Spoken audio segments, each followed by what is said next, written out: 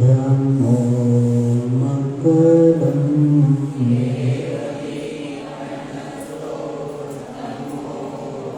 चत्वारि लोकोत्तमा पर्यन्ता लोकोत्तमा सिद्धा लोकोत्तमा साहु लोकोत्तमा केवली पन्नतो धम्मो लोकोत्तमो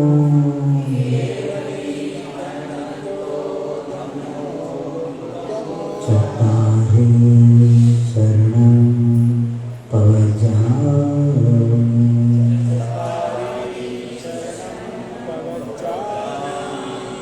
अरहन्ते शरणं पवजामि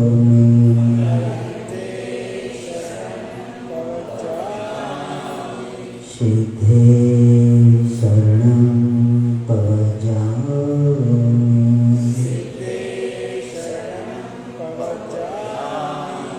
साहु शरणं पवजामि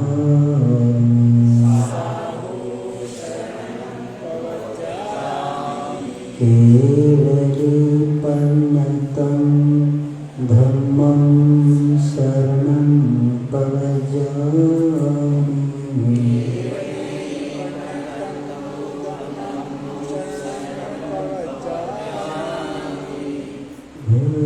भूतामर प्रणतमालिमणे प्रभानं मुक्तोककन्दलितपापकमोहितानं सम्यक् प्रणम्य विनमादा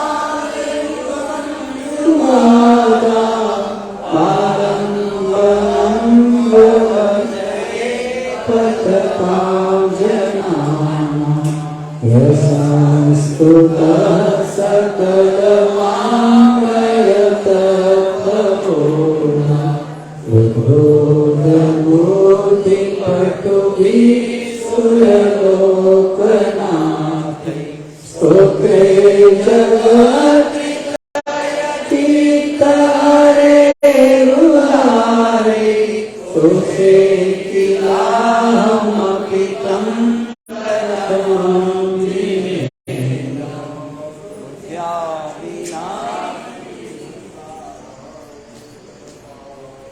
भगवान के गुणों का स्तवन हमारे लिए अपने गुणों के विकास के लिए काम में आता है और भगवान के स्तुति करने से हमारे पाप का भी नाश हो जाता है। आचार्य पूज्यपाल महाराज कहते हैं कि एकापि समर्थेन जन भक्ति दुर्गति निवारयति पुण्यानि च पर्यन्तो दान्ति मुक्ति से कृतना।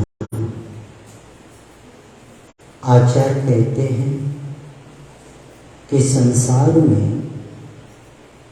एक अकेली एक ऐसी जीवन लोगों की भक्ति है जो हमें दुर्गति से बचाती है और इसीलिए पुण्य वृद्धि करने में एवं वे मुक्ति रूपी लक्ष्य को देने वाली है भगवान की भक्ति। और इसलिए आचार्य मानतु कहते हैं जैसे आमोर्षा का घना अंधकार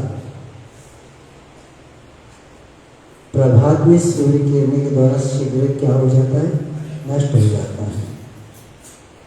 उसी प्रकार आपकी स्तुति करने वाला जीव अनेक जन्मों में किया हुआ पाप को तत्काल नष्ट करता है। जन्म जन्म कृतं पापम दर्शनेन विनश्यति। जन्म जन्म में केवल पाप नष्ट हो जाते हैं और स्तुति के इस प्रभाव को न कर सकता है। वस्तुतः स्तुति पुण्य संचय के साथ साथ पाप क्षय भी अतिशय समर्थ है। पुण्य संचय हो रहा है, इसका मतलब है पाप का भी क्षय हो रहा है। कई लोगों की मान्यता है कि भगवान की पूजन करने से, दान देने से पुण्य होता है, और पुण्य भी सोने की बेड़ी है। कौन सी बेड़ी? एक सोने की बेड़ी और एक लोहे की बेड़ी। पाप को लोहे की बेड़ी और सोने को, पाप पुण्य को सोने की बेड़ी, तो दोनों भी बेड़ी है। हमें तो बेड़ी से मुक्त होना है, तो इसीलिए पुण्य है। निश्चय वाले जो होते ना, वो क्या करने लगे? पुण्य भी है। आचार्य कहते हैं भैया पुण्य करेंगे तो पुण्य में उसका पाप भी नाश होता है ना। यानी कार्य एक, कारण अनेक।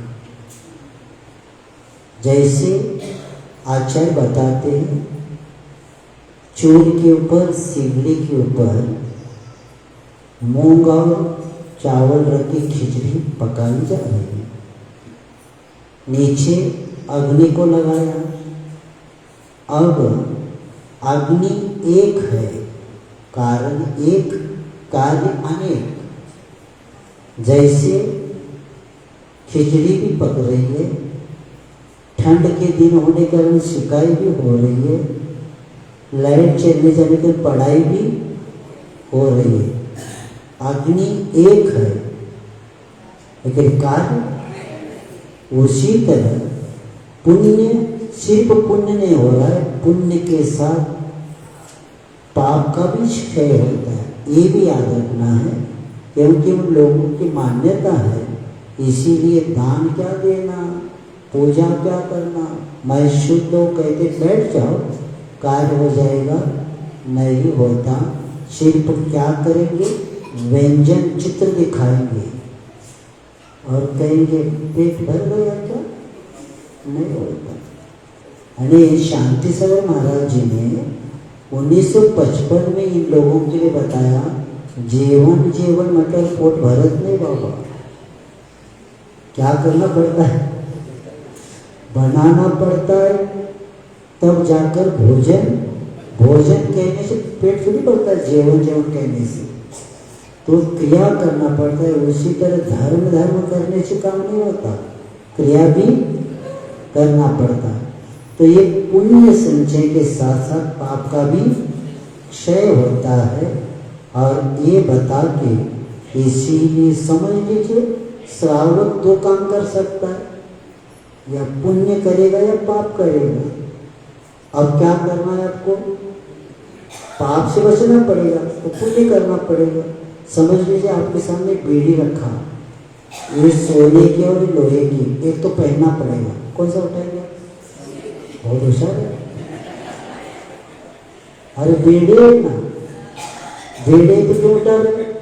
नहीं तो पहनना तो पड़ेगा। श्रावक है कि तो या पुण्य करो या पाप करो, तो पाप से बचना है तो पुण्य करना पड़ेगा।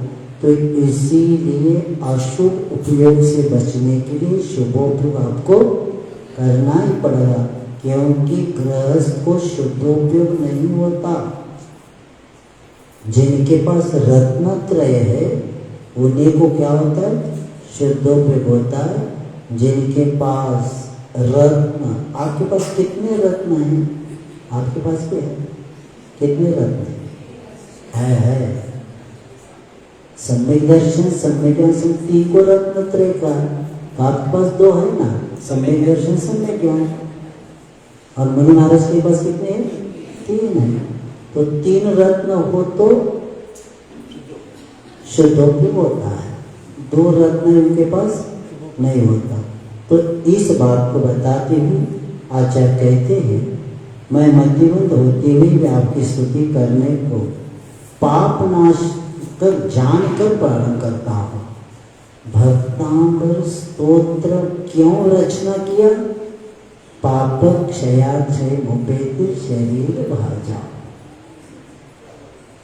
रिद्धि सिद्धि के लिए नहीं किया, क्योंकि स्तुति को पाप नाशक जानकर प्रारंभ करता हूँ, ऐसे 7वें पद्य में बताया। और इसीलिए आपके प्रभाव से ये सर्वजन जनप्रिय बनेगी, क्योंकि शब्द भले पहले ही है, लेकिन आपका मैंने आधार लिया। जैसे कमरे में पत्ते पड़ा हुआ जल मोती को जैसे जगमगा उड़ जाता है, ये बताया। और मैंने जो कथन किया था, स्तुति करने से पाप का नाश होता है, तो उसका थोड़ा संशोधन करना चाहता हूँ। आपने पूर्व कथन का संशोधन करता हूँ कि आपकी निर्दोष स्तुति तो दूर रहे, आपकी चर्चा ही सारे जगत के पाप को क्या करती है? नाश करने वाले है। जब सूर्य की किरण सरोवर में कमलों को प्रफुल्लित करने में समर्थ है, तब सूर्य के प्रभाव का क्या कहना। अतः आपकी स्तुति की महिमा निराली है, ये कह के कल हम यहाँ तक आए थे। और एक आगे कल ये बताया था कि आप जगत भूषण है और निष्काम भक्ति पूर्वक यथार्थ गुणों को द्वारा की गई आपकी स्तुति भक्त को भी भगवान बना देती है। जो निष्काम भक्ति करता है, सकाम में बिना अपेक्षा से।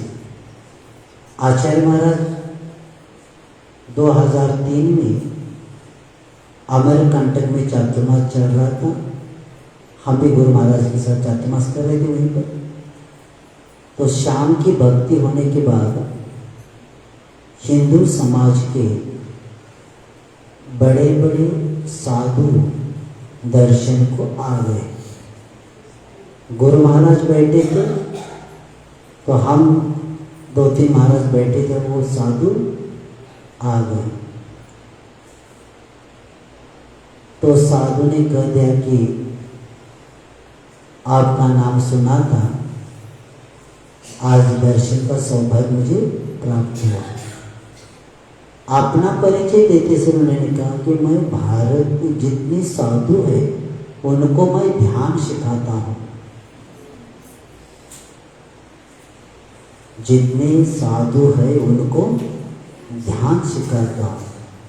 लेकिन आचार्य श्री, कभी कभी मुझे लगता है कि ध्यान तक हम नहीं पहुंच पाए। ध्यान सिखाने वाला क्या कहता है? ध्यान तक पहुंच नहीं पाए। तो आचार्य महाराज ने एक ही शब्द का बोला, निष्काम बनो। क्या था? निष्काम बनो, अरे कोई अपेक्षा नहीं रखना कार्य करते समय। अपेक्षा के साथ कार्य करेंगे तो कार्य की सिद्धि। तो निष्काम बने बिना आप ध्यान नहीं कर सकते आचार्य का। और निष्काम बनने के लिए परिग्रह वाला निष्काम हो ही नहीं सकता, क्योंकि परिग्रह वाला कहीं न कहीं जुड़ा है, और जो बाहर जुड़ा है वो आत्मा से नहीं जुड़ सकता। तो ये विषय बता के आचार्य महाराज ने कहा कि वीतरा के बने बिना निष्काम नहीं बन सकते। तो ये बता के आचार्य महाराज जी ने पूरा सार बताया कि जो भी आराधना करना है निष्काम भाव से करना। तब जाकर तो निष्काम भक्ति ही अनंत शक्ति का द्वार खोल देता है और हर व्यक्ति प्रतिभा संपन्न बन सकता है। और इस बात को बता के आचार्य महाराज ने निष्काम के प्रति बताया और ऐसे निष्काम भक्ति पूर्वक यथार्थ गुणों के द्वारा स्तुति भक्त को भी क्या बना देती, भगवान बना देती। जैन धर्म में जन्मने वालों के लिए एक भी भगवान ने नहीं कहा कि तुम भक्त मेरा बना। उन्होंने क्या बताया, आपको मेरे जैसा बनना है। मैं हूँ सिद्ध परमात्मा, मैं हूँ आत्म राम, मैं ही ज्ञाता दृष्टि चेतन मेरो नाम। अने प्रत्येक आत्मा में अनंत शक्ति है और परमात्मा आप भी बन सकते। अन्य दर्शन में मेरी शरण में आओ कहा, लेकिन भगवान ने हमारे नहीं कहा, आपको भी भगवान बनना है। और विशेष विस्मयकारी नहीं, क्योंकि स्तुति का प्रभाव ही ऐसा है कि आप वीतराग है और किसी का कोई भला बुरा नहीं करते, तथापि अपने गुणों का स्मरण ही मांगलिक है। भगवान के गुणों का स्मरण ही हमारे जीवन में मंगलमय है। और फिर है ना, उस स्वामी के पास जाने से क्या प्रयोजन, उस स्वामी के पास जाने का क्या प्रयोजन जो सेवक को सेवक ही बनाए रखता है। सेवक को सदा सेवक ही बना रहता, तो उनके पास जाकर क्या करना, क्योंकि अरहंत शरण पवज्ञान, क्योंकि आपके शरण आने वाला व्यक्ति भी अरहंत पद को प्राप्त करता ही है।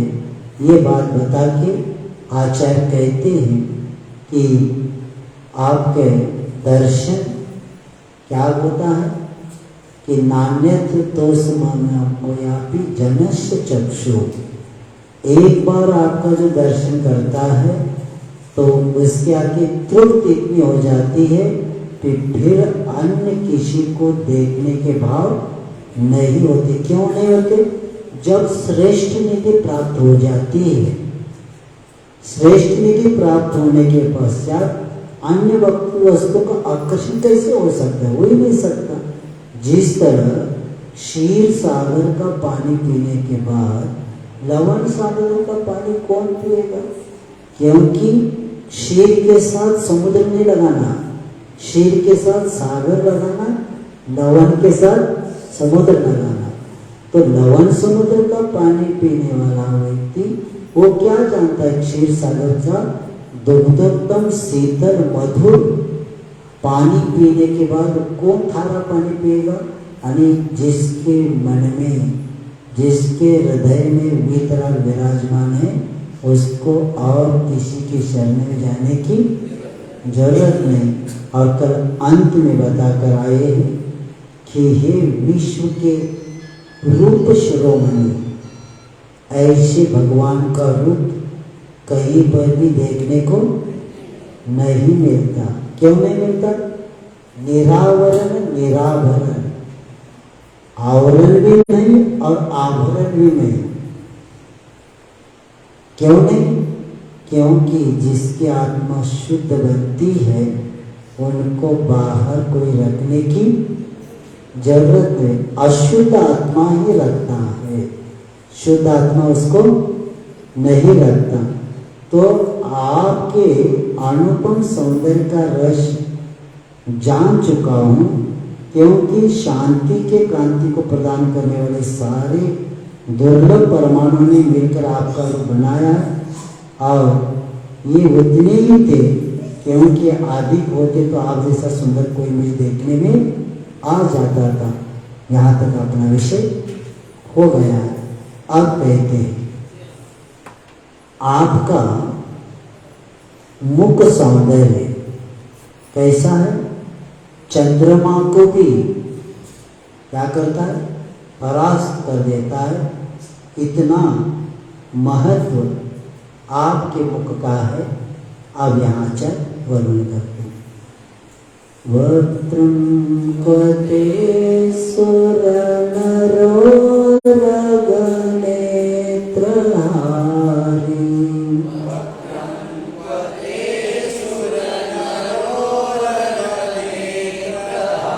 निशेषमेधितजगत्रितयोपमानम्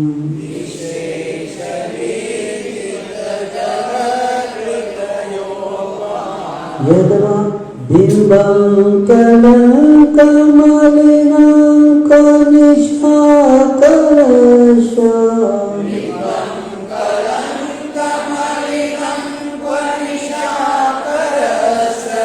यद्वासरे भवति पाण्डुपलाशकल्पम्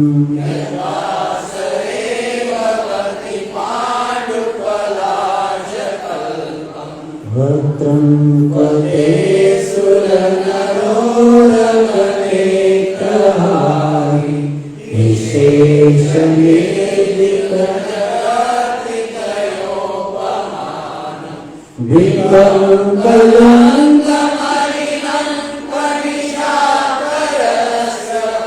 यद्वासरे भवति पाण्डुपलाशकल्पम्। आचार्य मानतु कहते कि है सौंदर्य सिंधु देवादिदेव जिनेश्वर भगवान के अनुभव सौंदर्य का वर्णन के पश्चात अब यहाँ मुख की सुंदरता की उपमा के लिए उपमाओं को खोज रहे हैं। अब मुख के लिए कौन सी उपमा दे, उसके उपमाओं को खोज रहे हैं, क्योंकि जितने भी कवि है साहित्यकार है वह प्राय करके किसी चेहरे को चंद्रमा का उपमा देते हैं, परंतु यहाँ पर आचार्य महाराज कहते हैं कि उसकी निश्चितता का सहित बना करके कहते हैं कि भगवान सुर नरोरग नेत्रहारी, सुर यानी देव, सुर नर यानी मनुष्य और नरोरग नाग कुमार आदि नेत्रों को प्रिय लगने वाले तथा निशेष निर्जित जगत पूर्णतः जीत ली है तीनों जगत की सौंदर्य की उपमाओं में। जिसना तीन लोक में जितनी भी उपमाएं हैं वह सब उपमाओं को उन्होंने जीत लिया है, कोई उपमा दे नहीं सकते। तो ऐसे आपका मुख कहा और कलंक से मलिन, ऐसे निशाकरश यानी चंद्रमा का बिंब कहा, क्योंकि चंद्रमा में क्या है, कलंक है। और ऐसे और जो क्या कहता है, जो आसरे दिन के समय लगभग वो ढाक के पत्ती के समान हो जाते हैं। यहाँ आचार्य महाराज उस दैत्यमान मुख देवों के द्वारा, विद्याधरों के द्वारा धर्मेंद्र के लोचन को भी क्या हरण करता है, क्योंकि हजारों नेत्र बनाने के बाद भी दक्ष शस्त्र सहस्त्रास्त्रों यानी जब बालक के अवस्था में इंद्र क्या करता है, बालक को देखने के लिए इतनी सुंदरता है कि हजारों आंखें बनाती तुरंत। अब बालक अवस्था भी है तो भगवान होने के बाद क्या कहा जाए। तो ये अनेक धरने तो रोचक काम करने वाला है। और आपके उस अनुपम मुख ने संपूर्ण तीन लोक की उपमा पर विजय प्राप्त किया है। अर्थात त्रिभुवन के सारी उपमाएं उसके सामने निस्तेज है। उसका कारण यही है कि मुख का जो उपमान चंद्रमा को ही बनाया जा करते, परंतु चंद्रमा सुंदर होते हुए कलंकी माना है। और कितना है वो सुदूरवर्ती चंद्रमा के काले धब्बे को यहाँ से हम देख भी सकते हैं। ऐसे कलंकी चंद्रमा को आपके अणुमय मुख की तुलना में कदापि नहीं रखा जा सकता।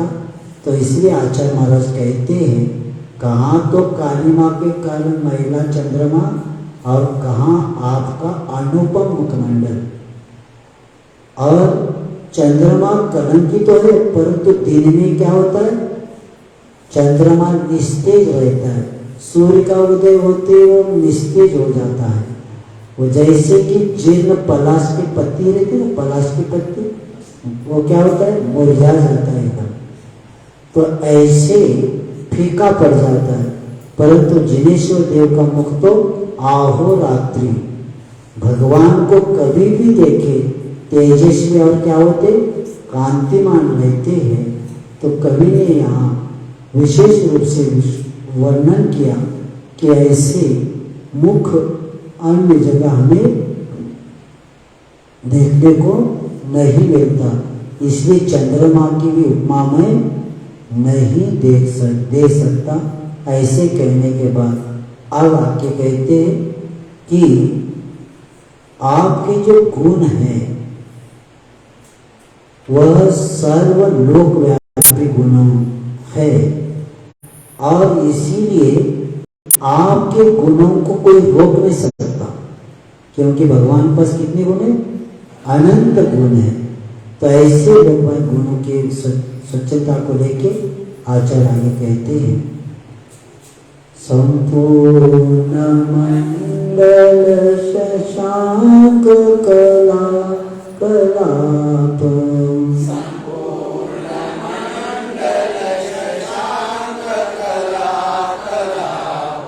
शुभ्रांगुणास्त्रिभुवनं तव लंघयन्ति,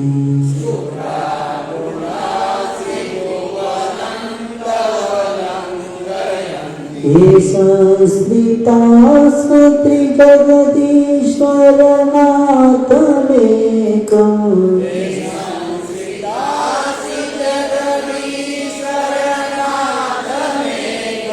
कस्तान्निवारयति संचरतो यथेष्टम्,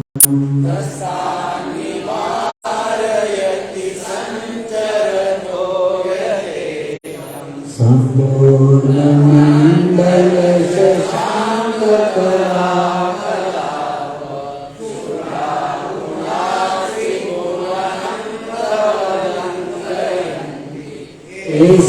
संस्कृतासि जगदीश्वरनाथमेकम्,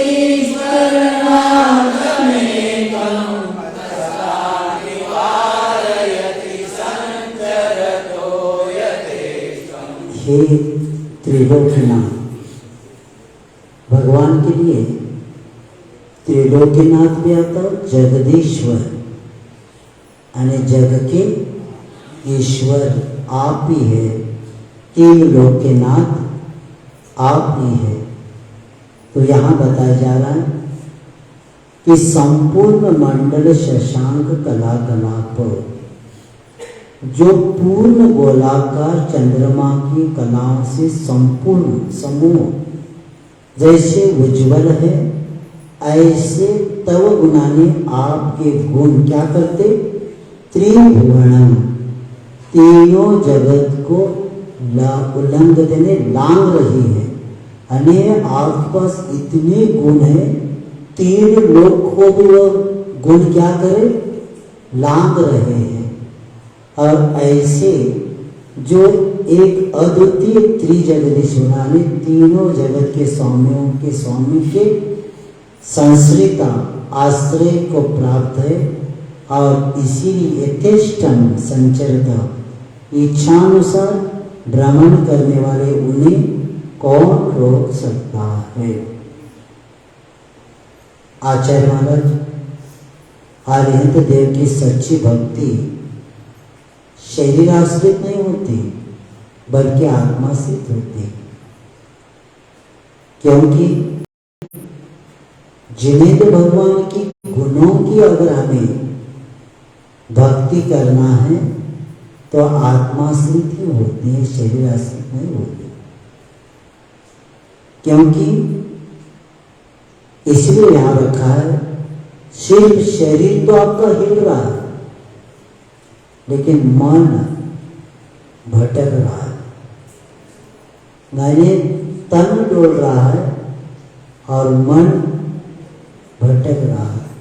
इसीलिए कहा गया है, जब मैं कॉलेज पढ़ता था एक संगीतकार का मुलाकात पढ़ा था नौशाद का, उनको प्रश्न किया था भारतीय संगीत और पाश्चात्य संगीत में क्या अंतर है।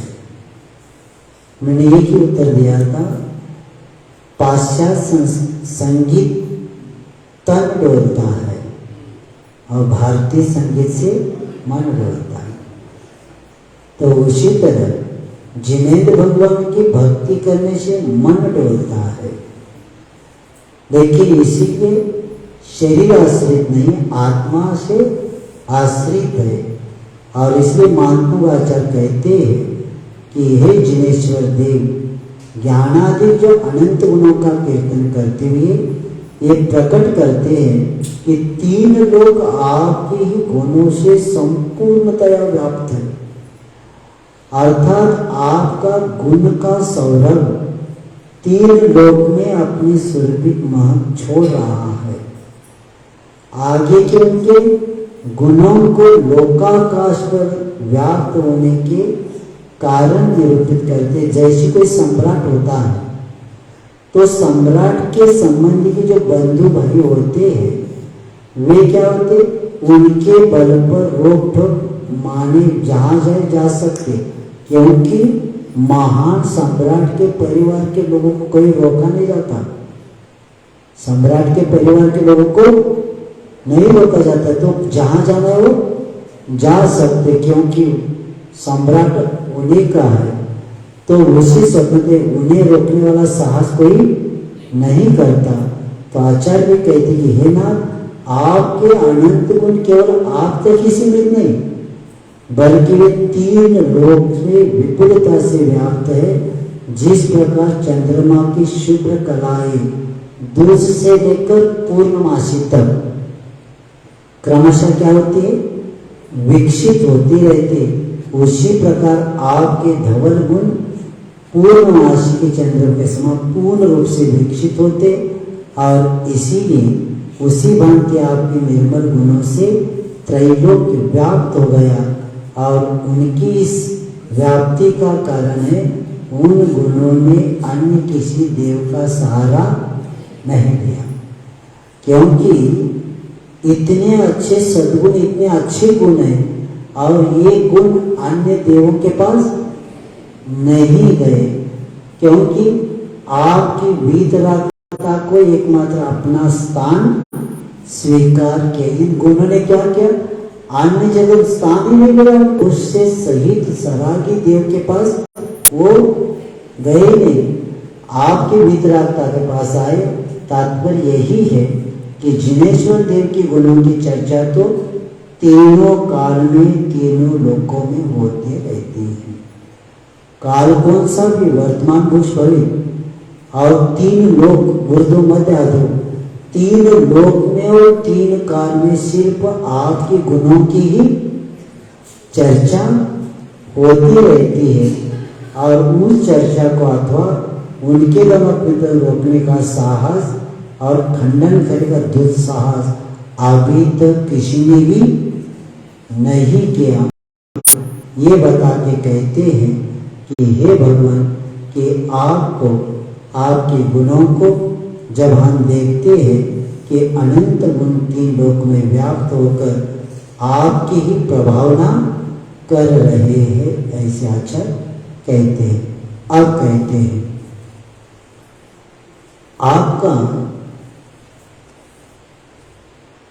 आपके चित्त को विकार कैसे छू सकते हैं?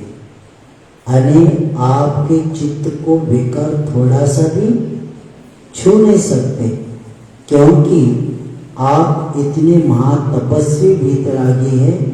तो देवान अप्सराएं कितना भी आपको प्रभावित करने की कोशिश करेंगे, लेकिन आप कभी भी उनसे प्रभावित नहीं होते। इसी बात की भी बहुत अच्छा बात आगे आचार्य बता के वीतराग भगवान का महत्व और उनकी साधना, चरित्र और उनमें आपने आत्मा के प्रति जो भाव किए हैं उसी के लिए यहाँ बताते हैं। चित्रं किमत्र यदि ते त्रिदशांगनाभिः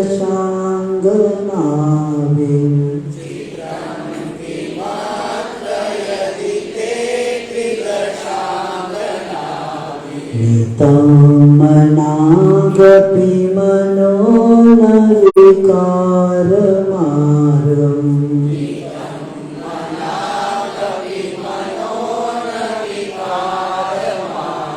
कल्पान्तकालमरुता चलिता चलेन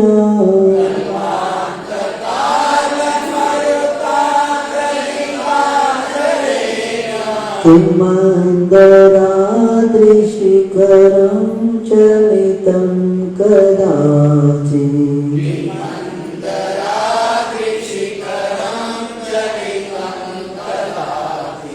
चित्रं किमत्र यदि ते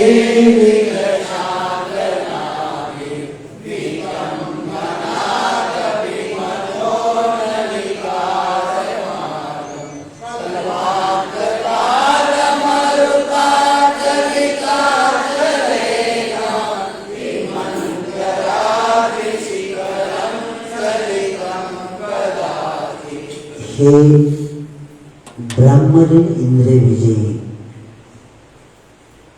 ब्रह्मलीन ने आत्मा में लीन आता ना ब्रह्मचर्य।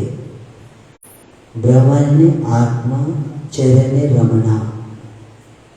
जो आत्मा में रमता है वही ब्रह्मचर्य को प्राप्त कर सकता है। तो हे तपोधन,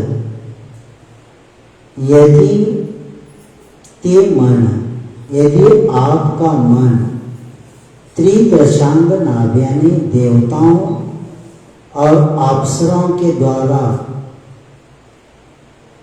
मना करने तनिक थोड़ा सा भी विकार मार्ग पर नहीं ले जाया गया, यानी आपका थोड़ा सा भी मन क्या नहीं हुआ कि विकार मार्ग पर नहीं गया। कोशिश किया उन्होंने, अप्सराओं ने, लेकिन नहीं गया। अत्र चित्रम, इसमें क्या आशय है? क्या उदाहरण बताते, चलिता चलेन कल्पांत काल बताने, पहाड़ों को चलायमान करने वाली प्रलयकालीन आंधी इतनी आंधी है कि पहाड़ भी हिल रहे हैं। तो क्या कभी मंदरादि शिखरम चरितम, जो पहाड़ों को चलायमान करने वाले आंधी, क्या सुमेरु पर्वत का शिखर चलायमान हुआ है? क्या नहीं हुआ था। तो इस बात को बताते हुए कहते हैं कि भगवान यहाँ भगवान के यथा का चरित्र की निष्ठा का वर्णन करते हुए कहते हैं कि हे चारित्र चूड़ामणि, यानी आपके सम्यक दर्शन, सम्यक ज्ञान पूर्वक सम्यक चारित्र की उस पूर्णता को प्राप्त कर लिया है, और जिससे मोह, ममता, राग, द्वेष आदि क्या हुए, सब विकार लेश मात्र भी अंश नहीं रहा। अर्थात आपने पूर्ण शुद्ध स्वभाव को प्राप्ति कर लिया है। और इस प्रकार से पर वस्तु का कुटिल प्रभाव आपके ऊपर किंचित मात्र भी नहीं होता, क्योंकि आपका अंतर्बाह्य परम वीतराग और निर्विकार है। अंतर्बाह्य क्या है? परम वीतराग निर्विकार है। आप जैसे योगी ध्यानी किसी से भी विचलित हो सकते क्या? नहीं हो सकते। तो ये तो जानते भी है कि विषय वासना ने तीनों लोक पर विजय प्राप्त किया है। तीन लोक के ऊपर विजय प्राप्त किसने किया? विषय वासना ने प्राप्त किया है। महान सुभट और शूरवीर भी वश में आकर हमने उनको देखा है। हमें बात कृष्ण ने बताया था, ज्ञान सागर महाराज ने, आप यहाँ ने बताया, बाहर बताया। ज्ञान सागर महाराज जी ने रत्नकर श्रावकाचार्य मानव धर्म टीका लिखी है। उसमें भगवान का वर्णन करते हुए कहते कि भगवान, हमने बड़े बड़े योद्धा को देखा है जिनके छाती पर बाण टकरा कर नीचे गिरता था, इतने वीर थे वो। जिनके छाती के ऊपर गदा भी मारा जाए तो भी गदा मारने के बाद भी छाती पर प्रभाव नहीं पड़ता था। ऐसे सुबट बड़े बड़े योद्धा किसी की नजरों से घायल होते मैंने देखा है। क्या कहते ज्ञान सागर महाराज? ऐसे बड़े बड़े योद्धा भी जिनके छाती पर बाण टकरा कर गिरता था लेकिन उनको कुछ नहीं होता था, लेकिन किसी की नजरों के द्वारा ऐसे लोग भी घायल होते हुए हमने देखा है। ये बता के ज्ञान सागर महाराज जी कहते कि भगवान, ऐसे वीर को हमने देखा है, योद्धा को, लेकिन आप ऐसे अद्वितीय महावीर है कि जिन्होंने काम रूपी शत्रु पर विजय प्राप्त किया है।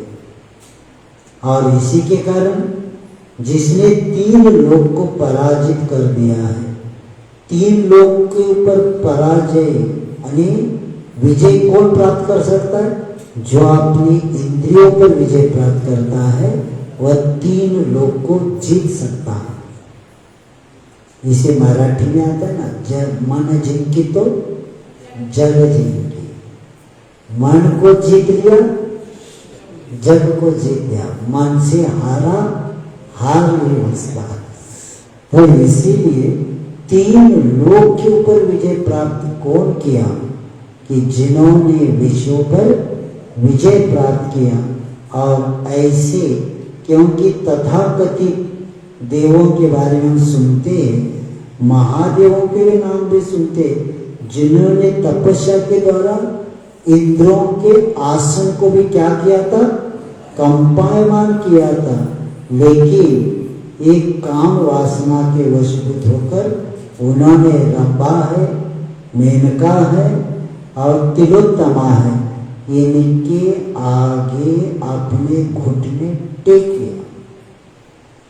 क्योंकि वो इतनी बड़ी तपस्या किया, बस वह रंभा, वह तिलोत्तमा पहुंच गई। और क्या हो गया? जैसी वो नाचती गई वैसे मुख बनाते गए। ऊपर नाचे तो ऊपर भी मुख किया, बस कितना प्रभाव। तो ये कहते हैं कि इन लोगों ने इतनी तपस्या, जिनके इंद्रियों का आसन भी कंपायमान होता था, इतना क्या किया था? उन्होंने तपस्या किया था, लेकिन किसी से प्रभावित होकर समाप्त हो गया। तो इसीलिए यही, बल्कि नहीं, अभी भी उनके देवत्व का अस्तित्व सपत्नी के रूप में पूजनीय माना जाता है। अभी भी कई लोग पत्नी के साथ बैठे हुए देव को पूजते हैं। तो वो कौन है? गृहस्थ है। क्योंकि इसके पहले बता कर आए, या योगी होगा या भोगी होगा, दोनों नहीं हो सकता। एक तलवार में, एक म्यान में एक ही तलवार होगी, दो नहीं होंगे। उसी तरह या योगी होगा या भोगी होगा, लेकिन भोगी भी हो और योगी हो नहीं सकता। तो सब पत्नी जहाँ स्त्री आ गई मोक्ष मार्ग का, वो क्या बोलते हैं, आड़ना, दरवाजा रहता है, हाँ, वो छोटा नहीं लेना, ऐसे निकल जाएगा। कैसा मालूम है? बड़े बड़े किले होते हैं ना, उसके गेट में दरवाजा, तो उसके पीछे लकड़ी बड़ी होती है, हाँ क्या, हाँ, वो कैसा होता है बराबर कि पूरा उस निकाल के नहीं रखना पड़ता, उसके अंदर ही चला जाता है। और बंद करना है तो लेके ऐसा, हाथी कितनी भी आ जाए वो क्या हो नहीं सकता, टूट नहीं सकता, इतना भयानक होता है। तो इसीलिए स्त्री आ गई तो ऐसा अड़ना आ गया कि कितने भी हाथी आ जाए टूट नहीं होता। इसीलिए कहा गया है कि सब पत्नी कोई देव नहीं हो सकते। जहां वीतराग, क्योंकि सब पत्नी वहां राग यज्ञ से रहेगा, और पत्नी होगी तो गृहस्थ होता है, और गृहस्थ कभी पूजनीय नहीं होते। और ये विडंबना है कि इसका एक ही कारण समझ में आता है, उन्होंने मूल में ही महामोह पर विजय प्राप्त नहीं किया, इसीलिए वे राग मिश्रित वासना के गुलाम रहकर वे अप्सराओं से मोहित होते रहे। परंतु वीतराग देव क्या है? आपने तो अपने पुरुषार्थ से प्रारंभ से ही क्या किया, वो चारित्र मोहनी कर्मों को जो है उसको क्षय किया, और घाती कर्म की जो प्रकृतियां हैं उसको भी धराशायी किया। तब जाकर आपने क्या हुआ कि इस पद को प्राप्त किया। और आचार्य कहते हैं कि ये इतना चारित्र देवांगना है, आपसे लावण्य से हावभाव के द्वारा आपको कभी भी समर्थ नहीं हुए, क्योंकि आपके निर्विकार स्वभाव पर कुछ भी कुप्रभाव न डाले सके, क्योंकि आपका मन अचल है, सुमेरु पर्वत जैसा। कितना भी कोशिश किया जाए लेकिन आपके ऊपर प्रभाव नहीं पड़ता। भगवान तो छोड़ो, भगवान का भक्त को भी वासना छू नहीं सकती। आचार्य कहते हैं, देख लेना, मन में जब कषाय विषय वासना जागृत होती, बस वीतराग तो याद करो, सब शांत हो जाता है। जैसे दूध उस भोगनी के बाहर आने की संभावना है, उस वक्त क्या करना, बाहर आना है तो थोड़ा सा गिलास आपके हाथ में, तो थोड़ा सा शांति धारा छोड़ते ही वो क्या होता है, कितना भी तूफान उठते जाए, लेकिन तुरंत थोड़ा पानी डालते ही उसी तरह वीतराग को याद करते ही सब शांत होता है। क्योंकि वीतरागता को याद करने से विषय वासना कम होती है, और इसका प्रभाव आचार्यों ने बताया है।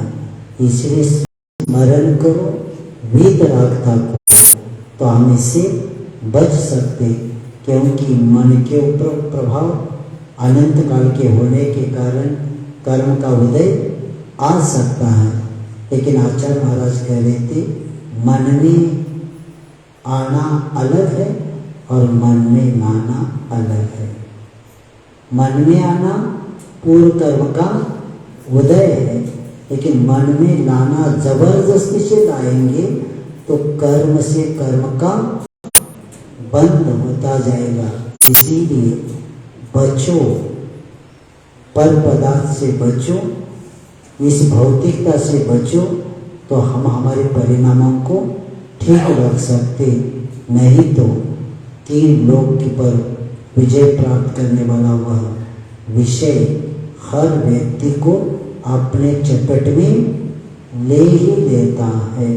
और इसी के कारण आज वर्तमान में हम देखते हैं कि भौतिकता का इतना प्रभाव है कि संभालना मुश्किल हो गया है, क्योंकि खान पान बिगड़ गया तो सब बिगड़ गया, मर्यादाएं समाप्त होने लगी।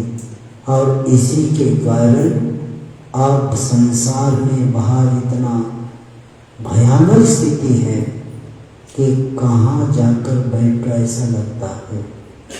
देखो कितना प्रभाव है, कुएं पर पानी निकाला जा रहा है और निकालते निकालते वो पानी वो घड़े को रख के दूसरे घड़े को उठाने के लिए उसको लगाया जा रहा है, लेकिन देखा नहीं किसको लगाए, अपने लड़के को गले को लगा रहे। तो वो बलराम कहते उधर तो देखो क्या कर रहे तुम।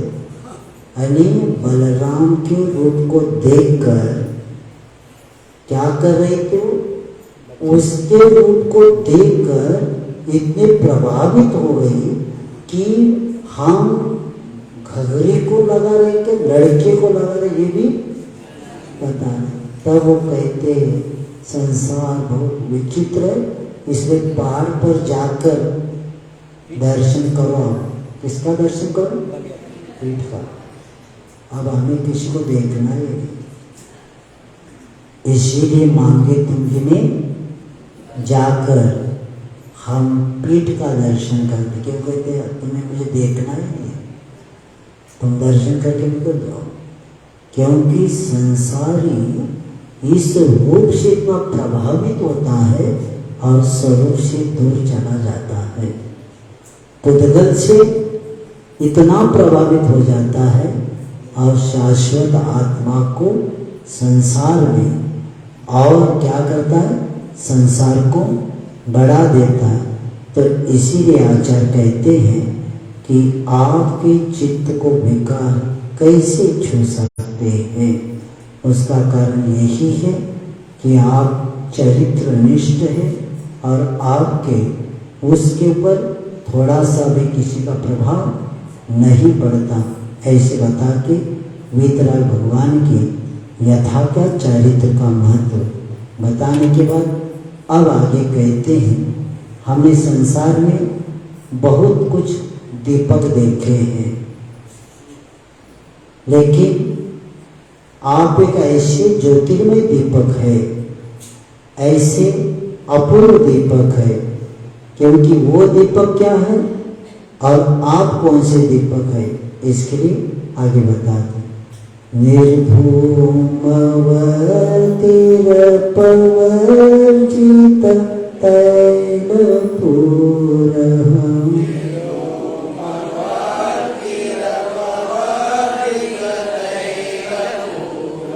कृष्णं जगत्त्रयमिदं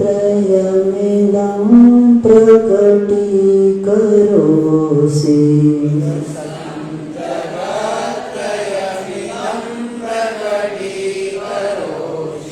गम्यो न जातुमरुतां चलिता चलाना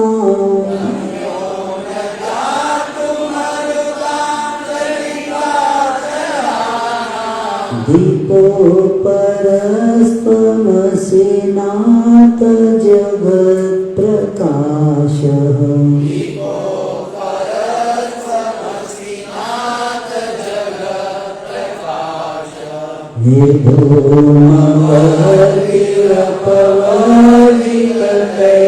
निर्धूमवर्तिरपवर्जिततैलपूरः कृष्णं जगत्त्रयमिदं प्रकटीकरोसि गम्यो न जातुमरुतां चलिता चलाना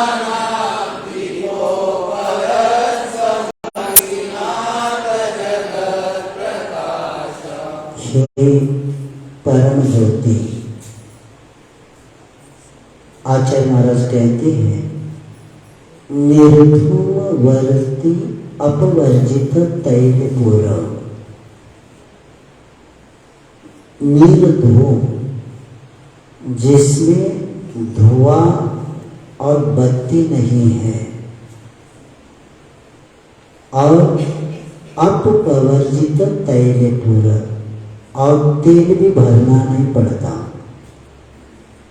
जिसमें धुआं नहीं, बत्ती की बात नहीं, और जिसमें तेल भी नहीं भरना पड़ता, ऐसे आप इदम कृष्ण जगत्रयम, इस समूचे त्रिभुवन को प्रकटीकरण प्रकाशमान करते हैं। दीपक भी है, लेकिन हमने अभी तो कौन सा दीपक देखा जिसमें धुआं होता है, जिसमें बाती होती है, जिसमें तेल होता है, और कभी कभी तेल है तो बत्ती नहीं तो नहीं मिल पाता, बत्ती है तो तेल नहीं हो पाता, और दोनों है धुआं भी आता है। ऐसा हमने अभी तक दीपक देखा, लेकिन ये दीपक ऐसा दीपक है कि ऐसे उस दीपक के द्वारा जातु अनेक कभी चलिता चलाना मरता, अनेक पर्वतों को हिलाने वाली हवा के द्वारा भी प्रभाव में आने योग्य नहीं। अनेक बड़े बड़े पर्वत हिल सकते हैं, ऐसी हवा भी आ जाए तो भी हे नाम विश्व में ही प्रकाश जिसका है, ऐसे आप अद्वितीय क्या है, दीपक है। आचार्य महाराज इस पद में बताते हैं कि आप जैसे केवल ज्ञान रूपी अपूर्व दीपक, कौन सा दीपक है, केवल ज्ञान रूपी अपूर्व, जिसमें कर्म कालिमा का धुआं निकल चुका है। कौन कौन से, ज्ञानावरण, दर्शनावरण, मोहनी और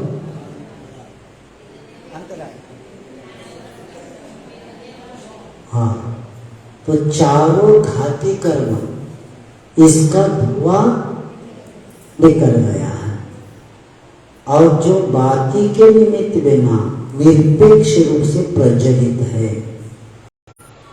जिसमें राग रूपी तेल पूर्ण तरह समाप्त हो गया है। कौन सा तेल, राग रूपी तेल समाप्त हो गया, ऐसे दीपक है। ये उपमा आचार्य महाराज यहाँ देते, क्योंकि प्रायः करके हम देखते हैं दीपक को यदि जिनेंद्र देव की उपमा भी दिया जाए तो सदुष प्रतीत होता है। हमारे भगवान को दीपक की उपमा नहीं दे सकते, क्योंकि एक तो दीपक मिट्टी का बना हुआ होता है, और दूसरा है बिना बाती से प्रज्वलित नहीं होता, और तीसरा है जब तक उसमें तेल है तब तक उसका जीवन है, तेल समाप्त होते ही दीपक भूल जाता है, और कभी कभी हवा के झोंकों से कंपित हो जाता है, और कभी कभी ये भी होता है कि दीपक जलाते अपने श्वास के द्वारा भी बुझ जाता है। हवा तो छोड़ो, अपने श्वास के द्वारा भी बुझ जाता है। तो ऐसे दीपक न केवल तेल का ही भक्षण करता है, परंतु अंधकार को भी ग्रास बनाता है। यही कारण है तो आचार्य कहते हैं कि भगवान आपने चैतन्य सर्वज्ञ बनने के कारण स्नेह अदा राग से रहित परम वितरा गया, और उसके कारण उसने ज्ञान ध्यान और तप से कर्मबंधन जल कर भस्म कर दिया है, और भस्म होने के प्रमाण कर्म करण रूपी धुआं भी क्या हो गया, धुआं के रूप में व्यक्त हो रहा है। और दीपक को यदि सफल प्रकाश कहा जाता है तभी तो दीपक तले अंधेरा कभी कभी हम देखते हैं। दीपक है कहते लेकिन अंधेरा होता है, लेकिन आप ऐसे दीपक है कि 3 लोक को आपने प्रज्वलित किया, यानी शाश्वत अखंड ज्योति है। और उस अखंड ज्योति के आलोक में 3 लोक का क्या समस्त पदार्थ एक साथ यद विद्या दर्पणाय एक साथ प्रकाशित हो रहे हैं। और आपका जीवन राग से नहीं मेरे वीत राग के चैतन्य प्राणों से जगमगा रहा है। और आप अपने से परिपूर्ण शुद्ध होने के कारण पर वस्तु की अपेक्षा नहीं रखते, क्योंकि आपके पास कौन सा सुख है, अव्याभार सुख की प्राप्ति कर लेने के कारण आपको सांसारिक विषमता में बाधा पहुंचने में समर्थ नहीं है। इसलिए आप क्या है, स्वपर प्रकाशक अपूर्व दीपक है। स्व और पर प्रकाशक अपूर्व दीपक है। और आप इस लौकिक दीपक से सर्वथा क्या है, भिन्न है। ये बता के आचार्य कहते हैं कि निर्धूमवर्ती शब्द रख के भगवान के केवल ज्ञान का महत्व हमारे सामने रखा है।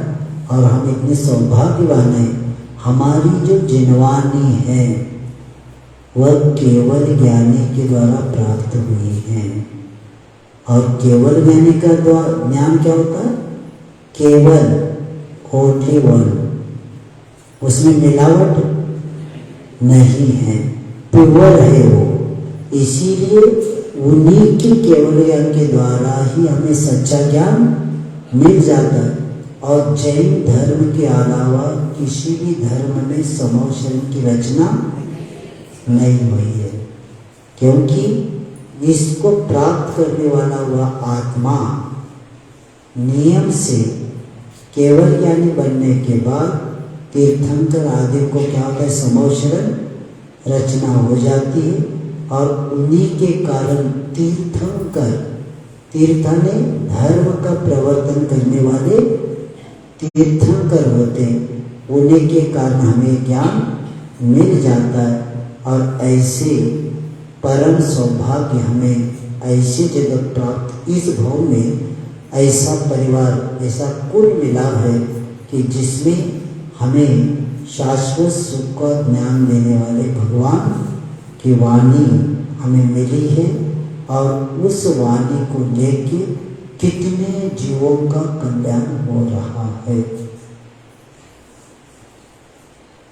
आदिनाथ भगवान जी ने जो 7 तत्व बताए वही महावीर भगवान जी ने बताया, उसमें परिवर्तन नहीं है। 6 द्रव्य ही रहेंगे, 9 पदार्थ ही रहेंगे। प्रत्येक तीर्थ में जो भी उपदेश मिला है, प्रत्येक का उपदेश एक ही है, उसमें परिवर्तन नहीं हुआ, क्योंकि सत्य एक ही होता है। सत्य क्या होता है, एक होता है। असत्य बहुत होते हैं, पगडंडियां ज्यादा होती है, लेकिन राजमार्ग एक होता है। और ये जो राजमार्ग है अनादिकाल का होने के कारण इसी मार्ग से ही कल्याण होने वाला है। इसलिए गुरु महाराज एक बार कह रहे थे कि सावधान हो जाना, मार्ग खोजना नहीं, मार्ग मिला है, सिर्फ चलना है। और इस सौभाग्य से हमें मिला है। इस समय नहीं चलेंगे तब आगे क्या गारंटी है, क्योंकि पुनः बार बार, इसलिए अंतिम मौका है आत्म कल्याण का। यहाँ कल्याण हो गया तो दुर्गति बच जाएगी, और यहाँ कल्याण नहीं होगा, मार्ग नहीं मिलेगा तो भटकाओ। संसार में अनंत काल से जो करते आए हैं वही यहाँ करना पड़ेगा। इसलिए उससे बच के ऐसे मार्ग पर अपने को चलना है। बस और एक लेंगे। अब आपके सम्मुख सूर्य भी निस्तेज है बहुत। आचार्य महाराज जी उदाहरण क्यों देगा? कई लोग सूर्य को पूजते हैं, कोई लोग चंद्रमा को पूजते, उसको देखे बिना संकष्टी और रोजा भी नहीं छोड़ता। अरे कई लोग उसको देव के रूप में मानते हैं। इसलिए आचार्य सबका खंडन करने के लिए, भगवान के महत्व बताने के लिए सूर्यपेक्षी उनसे भी आप अधिक तेजस्वी है, ये यहाँ बता दे। नास्तं कदाचिदुपयासि नराहुगम्यम्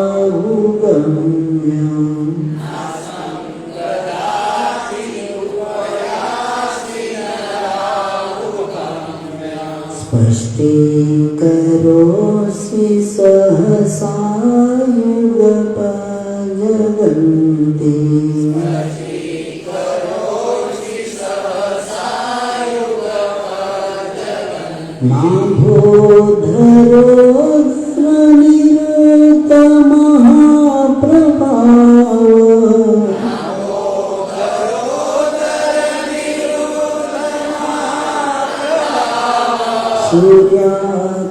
सूर्यातिशायि महिमासि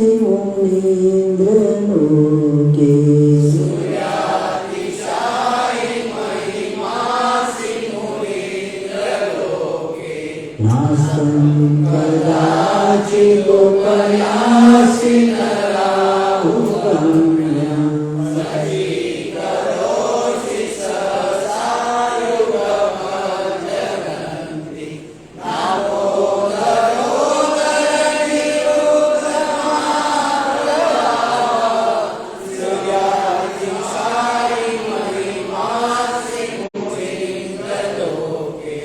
हे केवल ज्ञान के मार्तंड,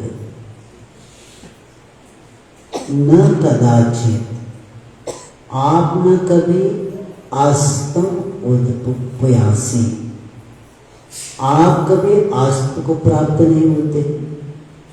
न राहु गम्य, न राहु के निगम के वाली ग्रहण नहीं लगता आपको कभी, उधर ग्रहण लगता है।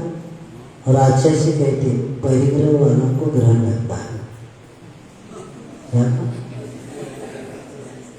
परिग्रह वालों को ग्रहण लगता है, जिनके पास परिग्रह है उनको ग्रहण नहीं। बहुत अच्छे याद आया इसलिए, क्योंकि उत्तम शौच धर्म के ऊपर कुछ बोल रहे थे तब कहा, या किंचन के धर्म के न किंचित, मेरा कुछ भी नहीं कहो, मेरा ही कहेंगे तो परिग्रह तो ग्रहण लग जाएगा। तो इसीलिए न ग्रहण लगने के योग्य है, युगपत एक साथ तीनों जगत को अनायास प्रकाशित करते हैं। और तथा नाभोधरोधर निरुद्ध महाप्रभा, बादलों के भीतर रुक गया है महान तेज जिसका, ऐसी भी नहीं। यहाँ सूर्य कितना प्रखर है, बादल आते ही चुप। शाम को पूर्णिमा का, अमावस्या का भी, पूर्णिमा का भी चंद्रमा हो, बादल आ गए सब ढक जाता है।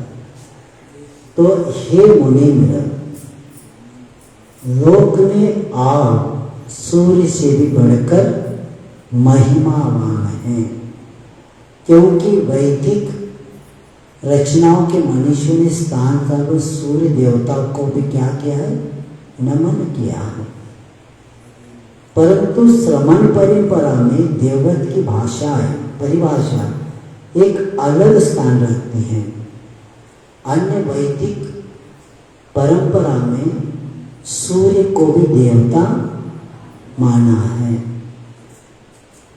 और मैं यहाँ देखता भी हूँ आपके गांव में, जब हमारा आहार का जब शुद्धि के लिए ऊपर जाते हैं तो कई महिलाएं, क्योंकि उठने का समय यही है हमारा आहार का, और वो पानी अपने अपने घर के ऊपर से छोड़ते रहते हैं।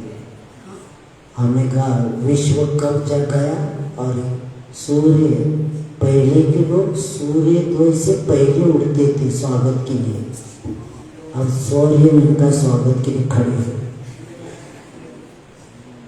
तो पानी ऐसे पैर पड़ते ऐसे छोड़ते रहते। हमने कहा चल रही वंदना इनकी, संध्या वंदना। तो क्योंकि उनके पास देव है ही नहीं। और आप कितने पुण्यवान हैं, 3 लोगों के नाक मिलते आपको, और उन लोगों को श्रद्धा होती हुई भी ज्ञान के अभाव में करना पड़ता है।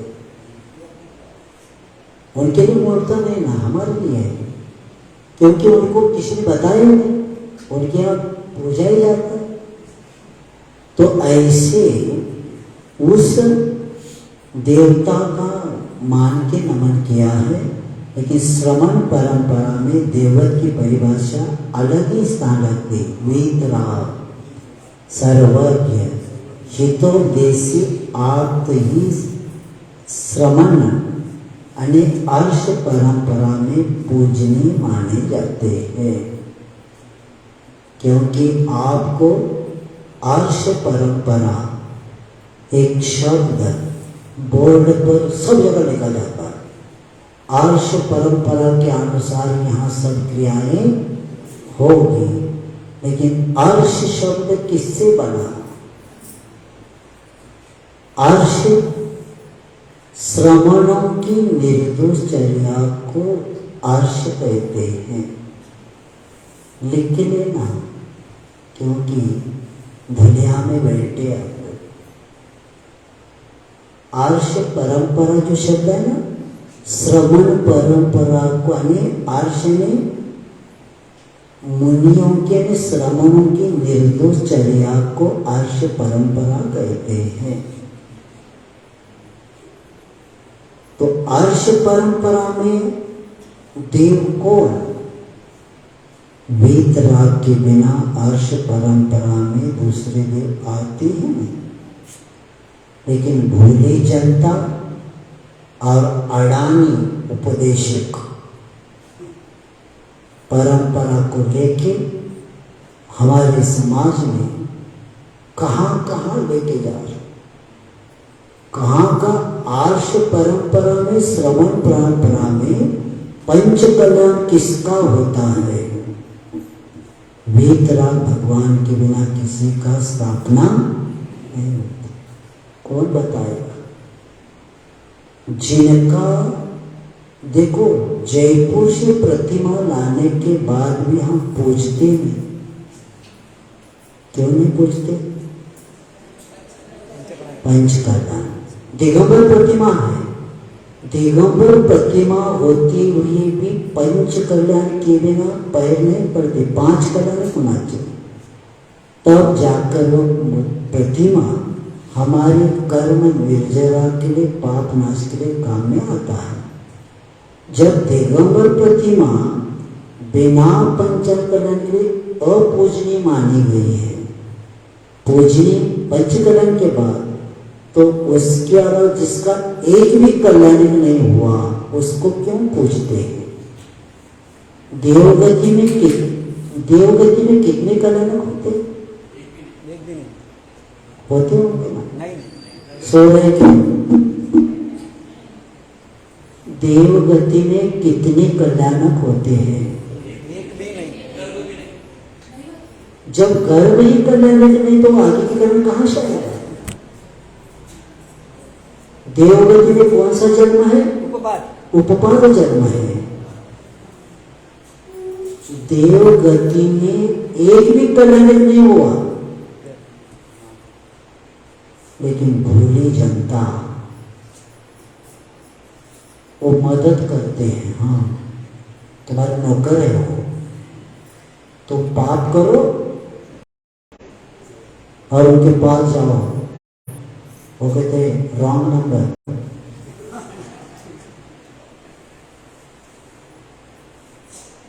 ऐसे आदिनाथ भगवान को छोड़ा नहीं, कर्म नहीं। 6 महीने तक कोई नहीं आए उनके वक्त, आए कोई? अरे जो गर्भ में आने से पहले 6 महीने पहले क्या किया था उन्होंने? रत्नों की वृष्टि करने वाले लोग, जो तीर्थंकर बनने वाले, उनके लिए जब ये पहले 6 महीने और बाद में 6 महीने किसी को स्वप्न में आकर बताना चाहिए ना कि विधि ऐसी होती करो, क्योंकि कई काय लोग अंगात लेतात। हाँ, अच्छा से क्योंकि जिसको आता है ना उसको सुई थोड़ा सा चुभाना चला जाता है। सब नाटक है। तो ये बड़े बड़े पार्षद भगवान जी को कर्म ने छोड़ा। तुम किस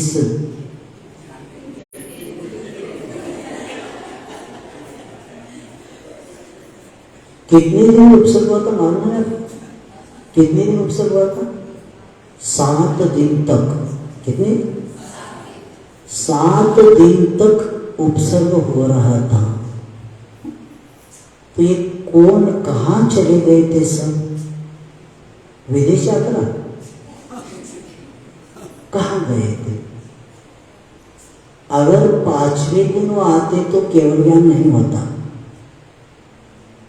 पूर्ण कर्म की निर्जरा हो गई, केवल ज्ञान हो गया और धना फैलाया। जैसे पिक्चर में चोर सब चोरी करके जब भाग जाता है तो वही करके गाड़ी आती है पुलिस की। उसी पर इनका सब काम हो गया और क्या हो गया?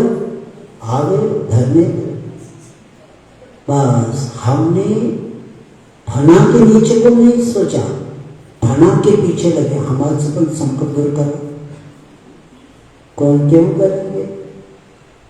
तो इसीलिए याद रखेंगे कि कर्म किसी को छोड़ता नहीं और अर्श परंपरा में वीतराग के अलावा कोई देव है ही नहीं। इसीलिए 5 परमेश्वर के अलावा कोई भी पूजनीय वंदनीय नहीं है। जैन धर्म में 2 देव है, एक अरिहंत और गुरु आचार्य उपाध्याय। ये 5 के अलावा छठवा कोई है ही नहीं। और ये आरती बोलते थे सावध होना, श्रावक वंदे क्या कुछ बोलते हैं। हाँ छठे प्रतिमा उसकी भी आरती करो। क्या मंदिर की आरती है, आप क्या जाते हैं? किसकी आरती? तो इसीलिए कहा गया है कि अर्श परंपरा ने, अर्श का अर्थ है श्रमणों की निर्दोष चर्या को। अर्श शब्द का अर्थ क्या? श्रमणों की निर्दोष चर्या को अर्श परंपरा कहते हैं। पूजा का और अर्श परंपरा का कुछ भी संबंध है नहीं।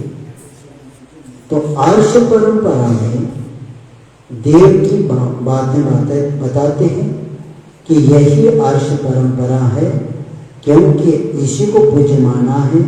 लेकिन स्तोत्रकार कहते हैं कि सूर्य की कोटि में भी जिनेश्वर देव का स्थापना युक्ति संगत नहीं, क्योंकि वे सूर्य के देवत्व की महिमा तर्कों द्वारा खंडन करके कि जिनेन्द्र देव की महिमा तो स्थापना सर्वोपरि सिद्ध है। कहते हैं कि सूर्य उदय होकर नियम से अस्त को प्राप्त होता है एक, और आपका प्रभाव स्वभाव रूपी सूर्य कभी अस्त को प्राप्त नहीं होता। संक्रमण काल में सूर्य पर राहु आदि ग्रहों की काली छाया पड़ जाती है और उसके फलस्वरूप सूर्य का प्रताप भी निस्तेज हो जाता है। परंतु आपका सांसारिक विकार रूपी ग्रहों की कभी भी छाया नहीं पड़ती। फलस्वरूप आपका प्रकाश पुंज शाश्वत रहता है और सूर्य दिन में प्रकाश देता है, रात को नहीं देता। खुले, और ये भी है, सूर्य खुले स्थानों में प्रकाश देता है। और जैसे दरी है, गुफाएं है, वहाँ प्रकाश सूर्य नहीं जाता। और ऐसे चराचर तीन काल में एक साथ प्रकाशित आप करते हैं और सघन बादलों के समूह के प्रताप से सूर्य का प्रकाश अवरुद्ध हो जाता है। परंतु हे प्रभु, आपका प्रताप मति सुतावली मनपने केवल ज्ञान आदि ज्ञानावली कर्म का अवलंबन से सर्वथा क्या है, रहित है। और यहाँ सूर्य के किरण जो प्रकाश होते हैं ना, तो एक सेकंड में उसकी क्षमता कितनी है, तो 1,86,000 मील जाता है। सूर्य का वहाँ से किरण जो प्रकाश है उसकी गति कितनी है, सूर्य के प्रकाश की गति, किरण की गति एक सेकंड में 1,86,000 मील की है। और आप आत्म सूर्य की इतनी गति है कि ये 3 लोक को लांघ लेता है। यानी केवल ज्ञान की किरण फूट जाती है तो 3 लोक का प्रकाश एक साथ करते, लेकिन इस सूर्य का किरण आने के लिए इतना टाइम लगता है।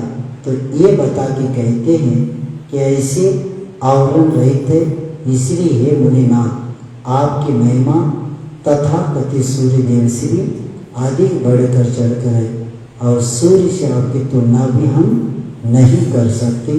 ऐसे करके उस भगवान के महिमा को बता समय आपका हो। पाठ करें, चल रहे भी बहुत थके होंगे। कितना हो गया? 17 हो गया। जावानी के ज्ञान से सूर्य